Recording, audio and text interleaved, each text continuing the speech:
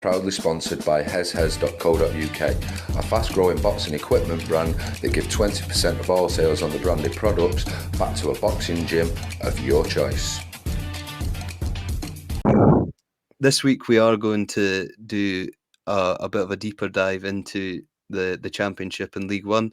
Like you might have seen on Twitter, and we mentioned last week, this might be something that we look to take even further. We're hoping to get sort of match highlights and be able to put the Championship and League One into a show of its own sort of thing, and give it the exposure it deserves. But I'll let you take the lead on this section, Jordan. Yeah, I think the best place to start is probably Halifax against Saints. As I said at the time, it was a bit of a better performance than maybe some people expected. What did you make of their performance? Yeah, from what I saw, they stuck in there. I think they had one or two tries disallowed, didn't they? Yeah, they had one very early on, which was disallowed, and one in the early stages of the second half, which both could have been tries and looked like tries to the naked eye. Yeah, so if the video ref doesn't get involved, and like you said, it was judged on the naked eye, that game could have been completely different. And I think the Halifax social media is great, as someone runs a social media page and sort of really enjoys that sort of thing. Everything they do is really interactive, I find. It sounded like the sort of entertainment they put on Friday night was up to that as well. And I think, like I say, everything's so positive. They lost 26 points to 6, but even after the game, I feel like they felt they took lots out of it, and that's St Helens, that's Premiership winners sort of thing, and Halifax are, although they want to be at the top of the Championship, they're still competing near the top, but they've got plenty to take from that. I'm sort of a bit of a fan of them due to Lachlan Walmsley, and speaking to him before and him being Scottish and stuff, but no, I think they've got to go out of that with their heads held high. It's interesting you mentioned Lachlan Walmsley. Actually, I think for when I went to Halifax Bradford earlier in the season, Jouffre was definitely the standout. Looked great attack and defence. But I think against Saints, Lachlan Walmsley really stood up to the test. I don't have any official stats, but he must have made loads of meters. Every time he got the ball, he seemed to just run upfield. And the amount of half breaks and full breaks that he actually got is pretty impressive. So he's doing Scotland proud. He's doing Halifax proud. So yeah, definitely. I'm just having a quick look at his stats here. Just from the last couple of years, in 2021 at Whitehaven, played 23, scored 16 tries and 75 goals. So he was obviously kicking for them as well. And the 23 played last year for the Halifax Panthers, scored 30 tries, kicked 5 goals as well. But just having a look, he knows where the line is. He scored twice at the World Cup for Scotland, and in a tournament where tries were few and far between. He's a standout player in that squad. He's getting the recognition above what most Championship players get. And I did like the Walmsley versus Walmsley Twitter and Instagram post as well. I'd say Lachlan won that as well, to be fair. Yeah, no, I'd agree. And he's when I spoke to him, and I'm hopefully going to be speaking to him again soon. But he just loves his rugby league, and he loves getting better and learning off the people he's around, and I think it shows. It really does. It does for sure. It was very good for him on Friday. Moving on to Bradford then. Not Bradford, sorry, Batley. It was a heavy loss for sure, but there's a lot of positives to take from that.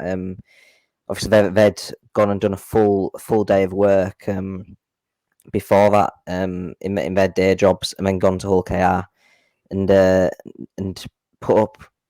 To be fair, against Hull KR, conceding 50 when you're that far below them, probably still a good result, isn't it? Yeah, and credit to them as well. Looking on paper, that you'd think Saints would be a harder game. I reckon Hull KR is the harder game as a Championship team going into the Challenge Cup, and 50 points to 0 on the score sheet doesn't look great, but you've got to take so much out of these games as players. You're almost learning off your opposition, what they do well. They'll go back and analyze that game, I'm sure, and Yeah. what could have gone better for them. But they probably never went in thinking we're going to win this. They obviously wanted to compete, but they've gone out there and learned something, and something that they can take into the rest of the championship season. Yeah, absolutely. And obviously, I talked to Craig Lingard the day of the match in the morning, and Yeah, it was very clear to see that they had a very, very set game plan. They knew what they wanted to do. They knew the sort of way the way and the style that they were going to play. And Craig Lingard made a point of saying, just because it's Hull KR, we're not going to play a different way. And I think that's testament to them. The sticking to the way they play. And although that maybe showed, because obviously if Championship style play is different to Super League, they can still be very proud of that. And as the game plan that Craig Lingard had set out, it maybe didn't come to fruition, but it was a great sort of idea from them. yeah, definitely. We touched on York London, then moving on to that. I predicted a London win. I can't remember what you went, but that game was a very good game and showcased what the championship's about, I think. Yeah, exactly. Probably, and like I say, bad English rugby league fan. I didn't. I've not actually seen the highlights, but probably one of the more closely contested games in and amongst the fixtures last week. And I think you said London came out on top last time they played in the championship. So I think, again, a good advert for Championship Rugby League. It's a league where anyone can beat anyone on their day. Like we say about the top 10 of the Super League. So yeah, to get it showcased and on a bigger stage, and hopefully that brings more fans into these championship clubs. It's a good result and a good showcase of the sport at that level. Absolutely, and it was a game of two halves, with London dominant in that first half and York dominant in the second half. So I guess that also shows that it's about momentum. Championship is about momentum, and that's exciting for a neutral.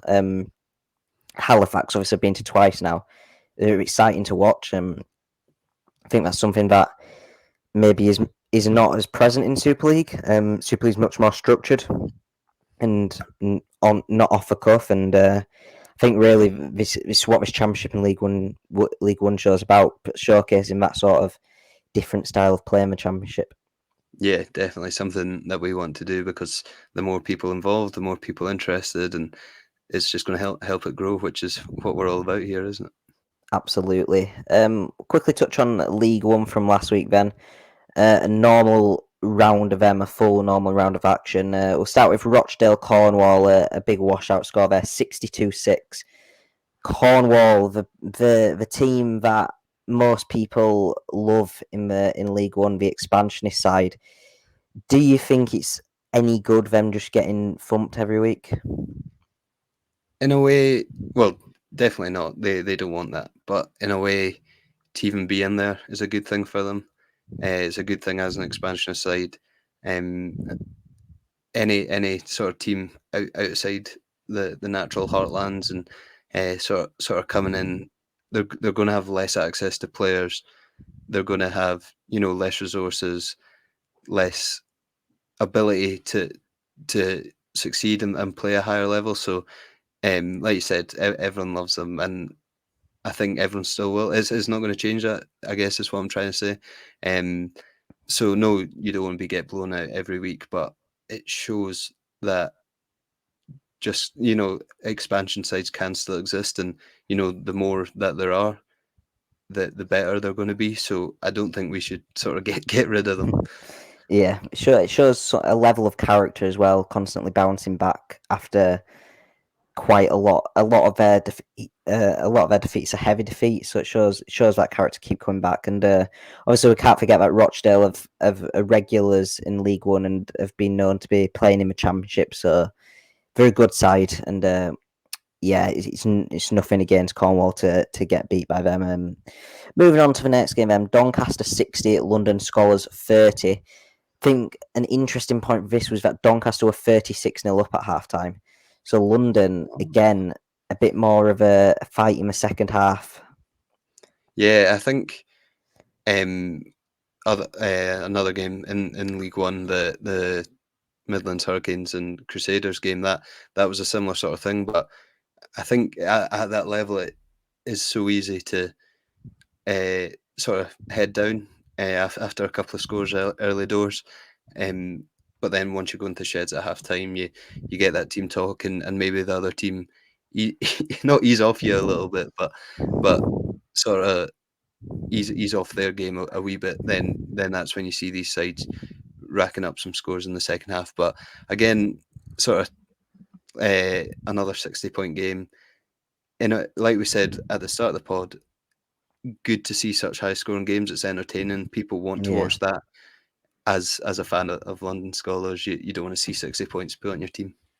Yeah, absolutely. And I think London Scholars are a bit more of a expansionist team too. So maybe we're seeing that sort of theme that expansionist teams are struggling to compete. But it's how we can really push them forward, I suppose.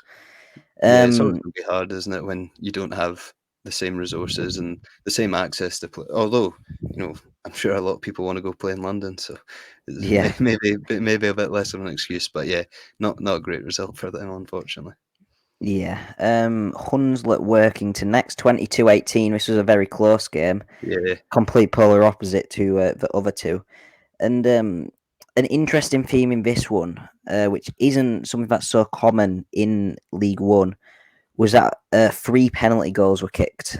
And usually in League One, it's more all-out attack, go for the tries, and with a defence maybe not being as good and focus more on attack in League One, which is why we see these more high-scoring, free-flowing games.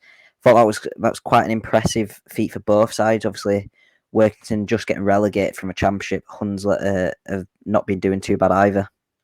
Yeah, and I guess it shows a bit of professionalism, taking points in situations where you could go again and try get that score.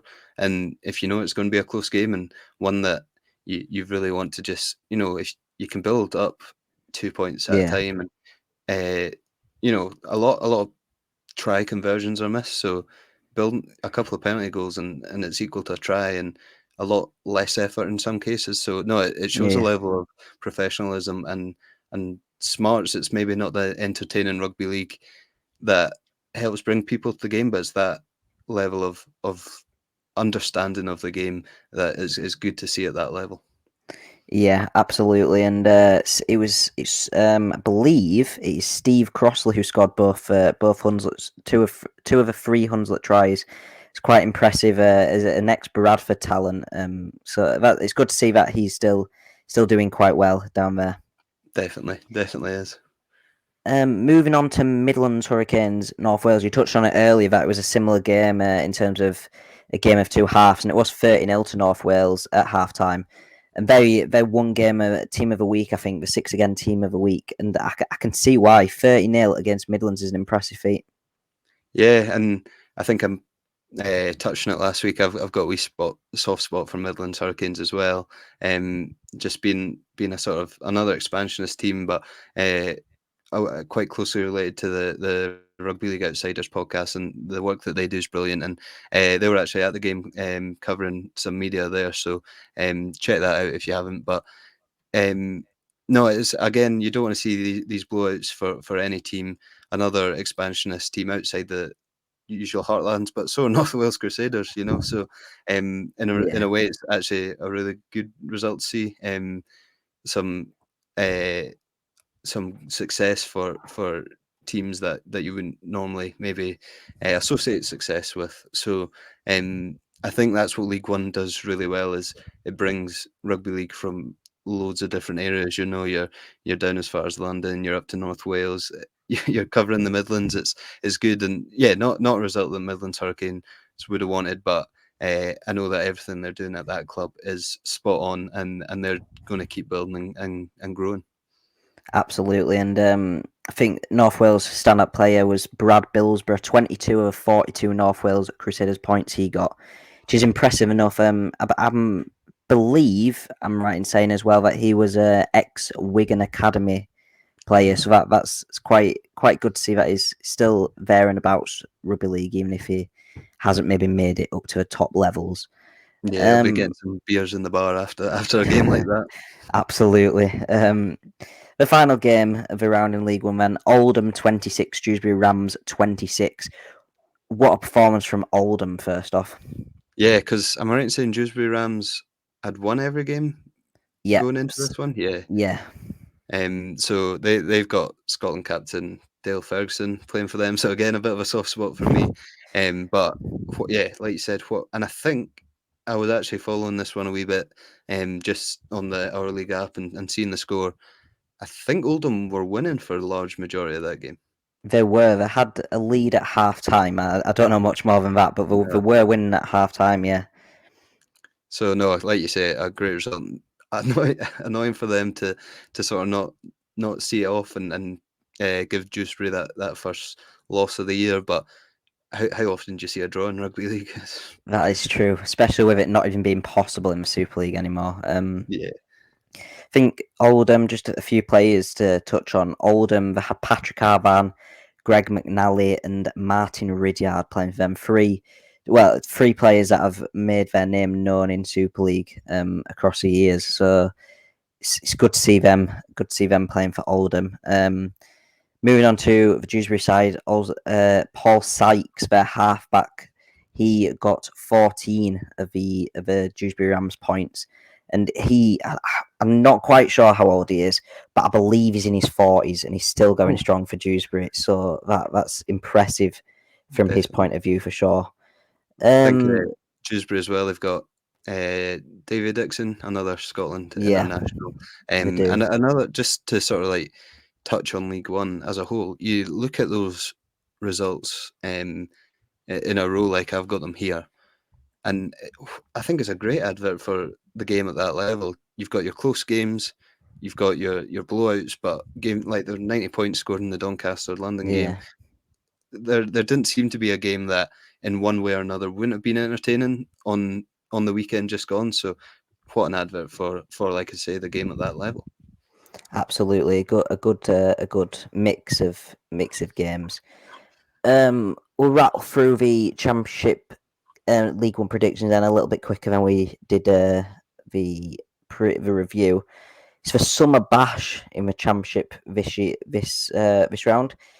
Want to touch on it quickly then. There's been a lot of talk, less about the games, but more on the location. It's in York. What are your thoughts on that? This is where my sort of geography and my English geography is gonna lack, and that'll show.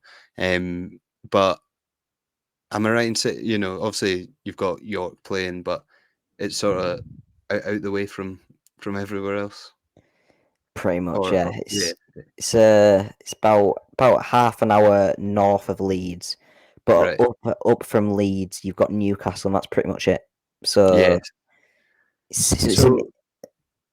In a way for me, keep coming north. Keep coming north.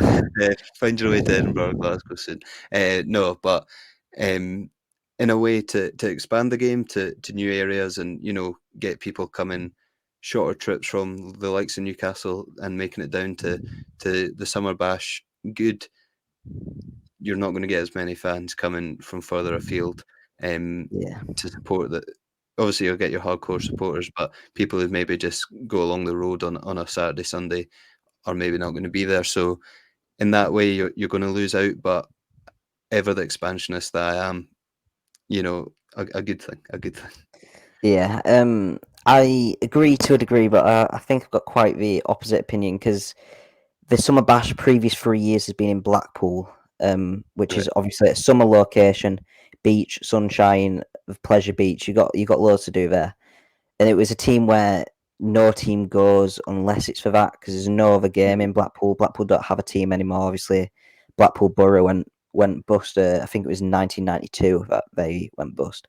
And that was a great 2 days out. It made, like, from a Super League perspective, that was a weekend that I would want to go to. It's a great stadium at Bloomfield Road. It was perfect, and now it's downgraded to York, which is not really. When you think of a summer weekend away, you don't really think York, and because York it's already a city where a club plays.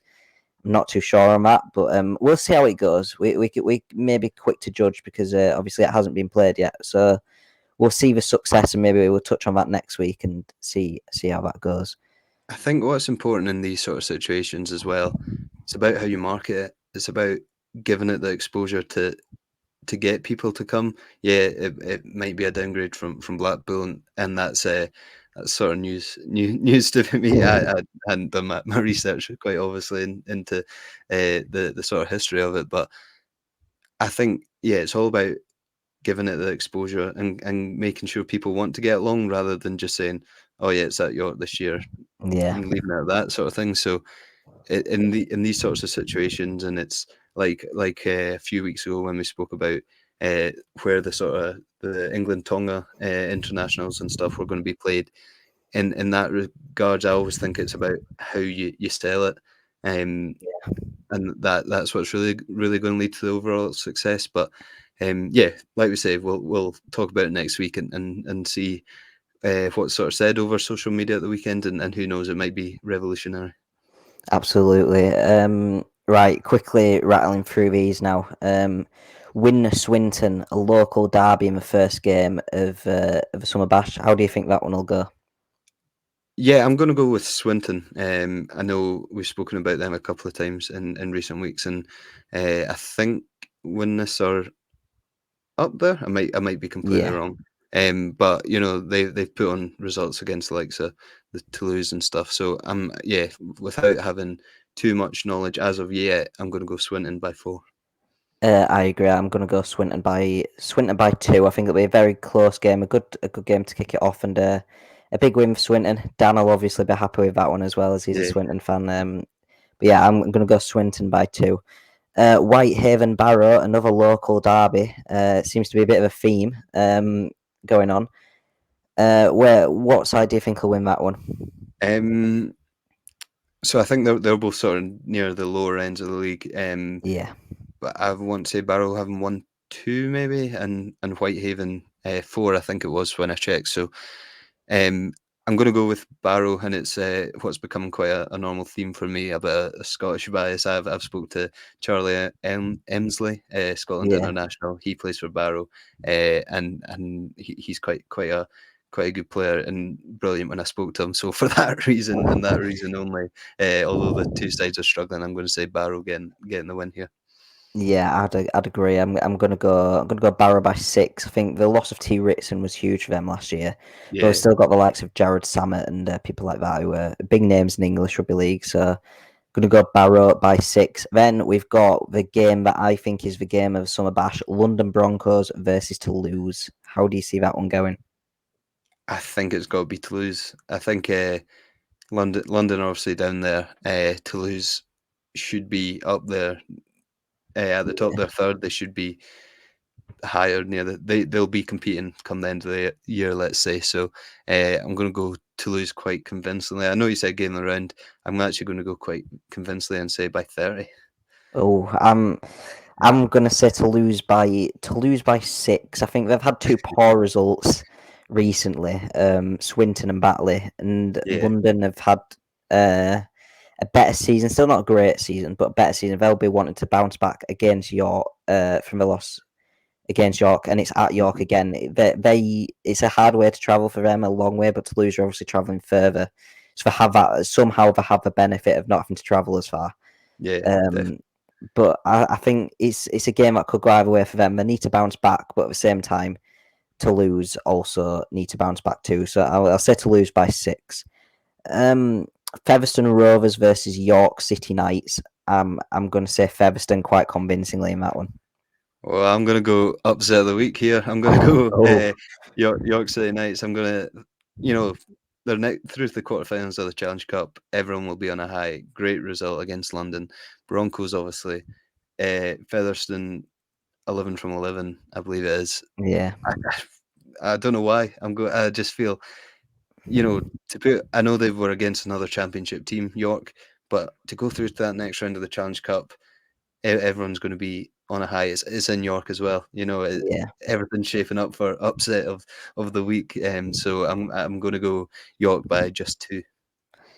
Um, I can see that as well. To be fair, but I think York, yeah, they're going to be on that high, but I think Featherstone with their dominant record will take them down a bit. I'm going to say Featherstone by 14, which I don't know whether very different views from both of us. But interesting, before we move on to the next game, it's at York, but this class is an away game. Classes as an What's away that game. one? So York have been, that's very nice for them, playing away but at home. So it's not bad for them. First game of the Sunday, Newcastle Thunder versus Sheffield Eagles. That is a game which I would say Sheffield very comfortably. Yeah, I hate to agree because I'm a Newcastle United football fan. So Champions League next year, but yeah, so I'd like to see Newcastle doing better in the Championship at Rugby League. But unfortunately, it's just not the case. They set the foot at the table. Sheffield's in second place and competing. So yeah, I'm going to go Sheffield by 40. Oh, I'm going to say Sheffield by 26. I think it's they've been a surprise package this year, and if you take away Featherstone, they're setting what you need to match. I think to lose, they've had a few upsets, whereas Sheffield, you can't fault them in terms of the level that they play at. So I'd say, Sheffield by 26. Second to last game, Halifax versus Batley. A very good game there. Yeah, definitely. Everyone's a fan of Halifax. At the moment, we're all fans of Batley. Through our work here and with Craig Lingard, it's going to be an interesting game. Both coming off games against Super League teams, both coming off losses. Batley obviously more devastating on paper. I think Halifax will edge it. I think they've had very similar seasons in terms of league position, wins and losses. But I think when Halifax are on, they're on. And a couple of weeks ago, last time they played in the Championship, I can't remember the score, but I think they scored 60. And they've clearly got some talent in the ranks, as do Batley. But I'm going to go Halifax by 12. I'm going to say Halifax by 6. I agree. I think Louis Jouffre had a quiet game against Saints, and Lachlan Walmsley didn't get over, and that's not like either of them. So I think they'll be eager to carry on their brilliant work. So I was going to say Halifax to just edge it. It's a tough run for Batley, and they're going to pick up wins in this tough few games for them. They've got York after this, but I think Halifax is just that step too far. So let's say Halifax by 6. Final game, Bradford Keighley. Bradford versus an area in Bradford. Another very big local derby. Who's going to win that? Again, I think I'm right in saying they've had sort of similar seasons, both in the mid-table. I don't know too much about either side. I know Bradford are obviously quite a storied rugby league club, and I know that they've had plenty of players in the past play at high levels. And am I right in saying they've been in Super League not that long ago? Yeah, 1997 to 2004, and then I believe they were back in 2014 as well. Aye, so this is me again not being as educated as I could be, but I'm going to say Bradford for no other reason than a bit of history. Dale Ferguson, who I mentioned earlier, has played for them before. I'm just going to go by 4 though. I think like I said, similar seasons from them both, and we'll just wait and see what happens there. I'm going to agree with you. Exactly same score, same everything. I think both sides are having a very rough time of it at the moment. Bradford with the head coach leaving and just not seeming to be able to find any consistency or form. Keighley with Luke Gale leaving, Reece Lovegrove leaving, their dual registration partnership with Hull KR being cancelled immediately. They're having a tough time of it too. So I think the battle of who has it better of a worse situation, I think Bradford will just edge it. And just to touch on the it being at York, the summer bash, and just when I mentioned Newcastle United, they're actually obviously Magic Weekend in a couple of weeks is at St James's Park in Newcastle. I wonder if Yeah. it's a conscious decision to take the summer bash to York and sort of being further in the north and if it's any relation there. I know we spoke about this Yeah. already, but it just sort of came to me there. I think it could be because obviously Newcastle the week after they're the opener for Magic Weekend with their game in Newcastle. So I think there's clearly a decision to focus on the areas that are not so really focused on usually. Obviously, yes, Magic Weekends in Newcastle now it should stay there. It's set. It's a brilliant day out, and obviously IMG have said that Magic Weekend is not really going to be removed now. This isn't the last one like we all thought. But I think Summer Bash being in York, as I said, we'll see how it goes. But I think there's an opportunity there to go even more north. If we were planning on going north, like Middlesbrough, Newcastle, Sunderland, places that again don't really get visited, but are again a great day out. So, well, great day out with an asterisk maybe. But yeah, I think it could go really well, but I'm not too sure. Yeah, and while we're on Magic Weekend, I will be there. Hopefully, get some content out for Niche Sports as well.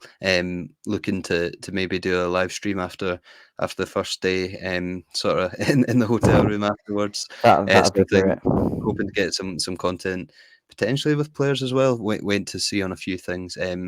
But if anyone sort of sees me there or is going and wants to talk about rugby league, always keen for that. So give me a shout. Absolutely. I wish I could go this year, but again, it might even be 2 weeks in a row with no rugby for me, which is not great, but I'll be back afterwards for sure, pretty much every week. But yeah, definitely, if you see Lewis, go get involved. It's what Niche Sports is about. Moving on to League One this week, Cornwall versus North Wales Crusaders, the two expansionist sides. I'm going to say North Wales by 16. Agreed. Yeah, completely agreed. After everything we spoke about last week's result and them coming up with a big win against the Midlands Hurricanes, and actually looking at it now, I think that was North Wales' first win of the year. I think it was, yeah. Done in emphatic style. So building on that, I think they take the win there. Yeah, definitely.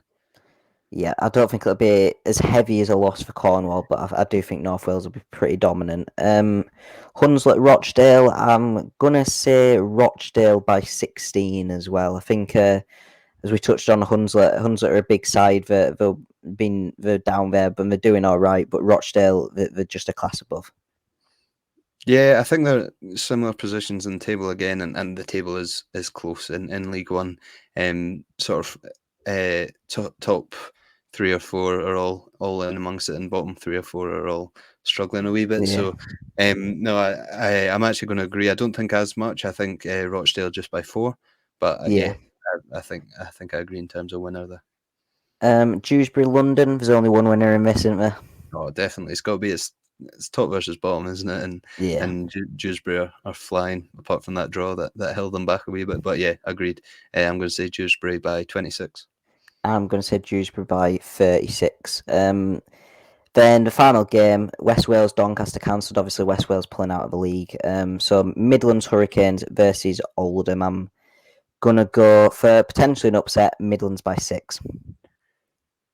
You know what? I'll go exactly with you there. Midlands 6. I think, yeah, a potential upset, and like I've said, love everything that Midlands Hurricanes stand for and do to grow that club. I think they will continue to get better, and yeah, I don't see why not. Absolutely. That covers it. Then that covers all the Championship and League One for this week. As we say, we'd love to continue growing this sort of segment of Championship and League One action and getting highlights, potentially people from Championship and League One clubs on to come and talk to us. But yeah, we hope you enjoyed that first attempt at it. Yeah, echo everything you just said there, Jordan. And if you're a Championship or League One club player involved in any of these, watching, want to come on and talk and want to keep growing the game in the way that we want it to, then get in touch and we'd love you to get involved. Proudly sponsored by heshes.co.uk, a fast-growing boxing equipment brand that give 20% of all sales on the branded products back to a boxing gym of your choice.